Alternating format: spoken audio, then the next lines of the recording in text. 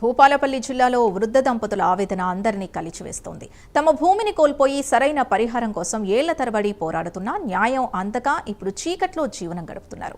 భూపాలపల్లి గ్రామ శివారులోని బాంబులగడ్డ సమీపంలో అడవికి అంచున నివసిస్తున్న కాల్వపల్లి కనకరాజు రాజేశ్వరి దంపతులు గత కొన్ని దశాబ్దాలుగా మామిడి తోటపై ఆధారపడి జీవనం సాగిస్తున్నారు.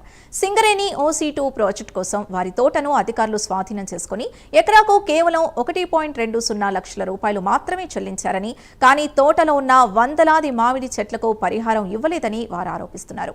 సుమారు 400కు పైగా మామిడి చెట్లు కోల్పోయిన ఈ దంపతులకు చివరికి ఎకరన్నర భూమి మాత్రమే మిగిలింది. అదే భూమిలో కూరగాయలు సాగు చేస్తూ గోవుల్ని పెంచుకుంటూ జీవనం కొనసాగిస్తున్నారు. 1980 నుంచి కూడా ఇక్కడ కాస్తు చేసుకుంటా 10 ఎకరాల ల్యాండ్ అని మేము 126 సర్వే నెంబర్లో కాస్తు చేసుకుంటా మాకు చేస్తూ జరిగింది. 2008లో సింగరేణి ఓపెన్ కాస్ట్ గురించి ల్యాండ్ ఆక్విజిషన్ పెట్టినప్పుడు మాది 10 ఎకరాలు తీసుకోకుండా 5 ఎకరాలకే తీసుకొని మిగతా ల్యాండ్ మాకు విడిచిపెట్టడం జరిగింది.